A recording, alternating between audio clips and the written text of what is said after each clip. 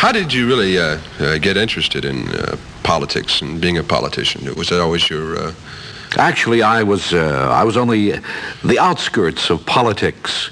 Outskirts? A small town just north of Philadelphia. Mm-hmm. My father, my great-grandfather, in fact, was involved in politics. He was not a politician. As I said, he was on the outskirts of politics, the kind of a nebulous one of the lesser political jobs. It was. The man had great character. What exactly was his job, sir? Well, actually, he could be bought. How would you compare politics today with politics of yesteryear? Is it similar in operation, or is it different? I think today we have, there is more glibness. Mm-hmm. Well, meaning there is more. Honesty? No, there is more glibness. This has nothing to do with honesty. Of course, you can get an honest approach to glibness, but glibness in itself is akin to charisma. Oh, I see. So you have to have a glib charisma about you. I would say that in retrospect, it's something like a halo. How does the Watergate affair? How does that stack up with you as a professional politician? What do you think about that? I'm interested in environment. Yes, we should clean up the Watergates and the closets. The water closets. Yes. And a good man has gone out on that line. I haven't noticed. Are you running for office this year, sir? I'm running what I call my silent campaign. I see. How does that I don't want too many people to know about this because I do have a background, in spite of the fact that I have done many things for the people who have voted for me, and they in turn have done many things for me. I remember one little check. We have checked on this many times in the past, yes. You feel responsible to them for your campaign, your success. I want to say at this time, I want to make this clear. I do. Perfectly. Frankly, yes, I want to make it clear that it's very difficult to be a public official. Mm-hmm. It takes intelligence. It takes a lot of hard work and intelligence, and two qualities that, we're working on them. Who is your opponent in this year's election? I have nothing to say about my opponent and his commie pals. What about the, in it being a political year and all, what about the import excise tax and all of the, foreign affairs involving the money, the gold going in? You heard about it. We've been trying to keep that quiet. Well, I do admit I have had a foreign affair from time to time, but... No, seriously, Claghorn. I have a gigantic background. You have a very large background, but you've never been elected, according to my notes. Now, if you would like to make a statement here as to what you've been elected to, I don't have it in my notes. You ran 17 times for congressman. Actually, I have been elected from many of these offices. That's called impeachment. There is a difference. How much do you make in the political year that you stick aside? I make the standard salary, but I must tell you that the greater portion of my income comes from the public addresses that I make. Speaking tours? I'm on speaking tours, yes. Where have you spoken recently? I've spoken in Saskatchewan. Saskatchewan. That's in Alaska, isn't it? No, it's in Canada. Oh, Canada. Yes, I discovered that too late to my sorrow. Had nothing to do. Didn't help my campaign at all. What was your topic up there? What was my topic? How cold can it get? That was it, huh? No, the topic was buy gold. Buy gold? Buy gold, yes. Gold is going up. It's actually... Have you been to a dentist lately? Do you know how much it costs? No. Would you share this revelation with us? Obviously, you've spent a great deal of time. Gold used to be we used to be on the gold standard. Do you know what we're on now? No. That's been my problem. I can't find out. Have you ever thought about running for office in a foreign country? I've got a small army that I have planned. Yes, I may very well get involved in some kind of quasi-dictatorship. You think maybe in... Maybe in one of the one of the Orange Republics.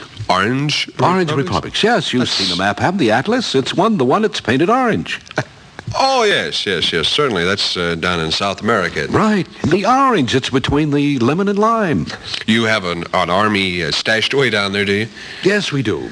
We do have a little, several tanks and some strychnine. Strychnine. Strychnine. What is that? I think that's almost the way most politicians feel about you. But obviously, they don't know the real Claghorn. The real me. Actually, I'm a very secretive person. Well, I imagine it would take a rather secretive person to stash away an army in South America and no one know about it.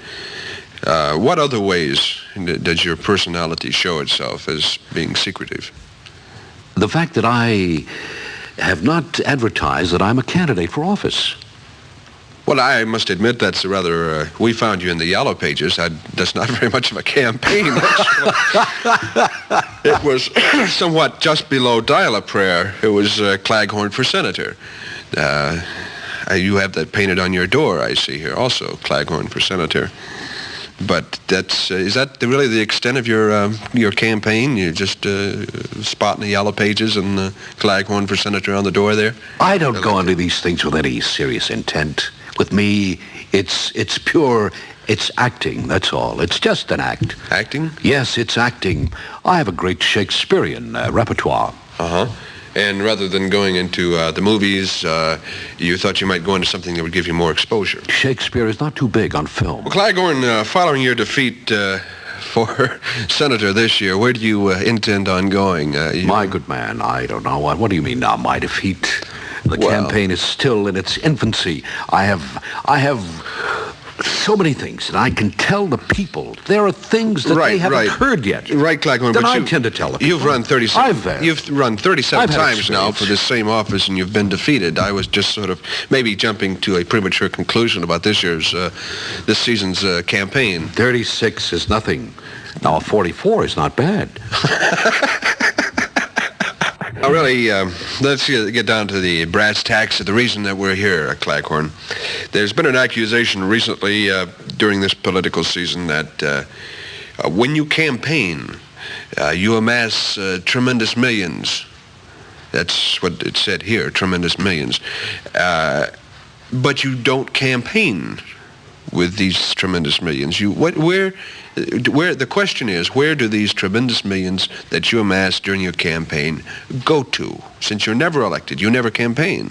You want to know where the tremendous millions go? The tremendous millions, I'd like to know where they go, yes. To a Swiss bank account. Well, I think the question here, then, would be, do you feel this is ethical? Of course it's ethical. What do you think I'm doing with these millions in a Swiss bank? I'm going to buy a small country in the South Latitudes. You're going to buy a country? A small country in the South Latitudes. Is this really your intention, or is this a case of frustration, having run for office so many times and not being elected? It seems to me that perhaps this might be a move in frustration. A very shrewd observation. Yes, it is, to some extent, a mood of frustration. The fact that I have run many times for public office now, I am buying my own country. There is no doubt in my mind that if I have my own country, my own people, my own money, my own tanks, my bullets, there is no doubt in my mind whatsoever that I can be the president, a kind, benevolent president of a country. But, Claghorn, no one lives forever. What do you think the people will remember you as? Okay. As I've said many times to my friends, my cronies, my close friends, the public has always been the true, actually, not the true. I've been false to the public, but only in this way. I've said many times in campaign addresses, Senator, we're running out of time. My campaign has been of the people, for the people, Senator, and if this doesn't work, you just buy the people.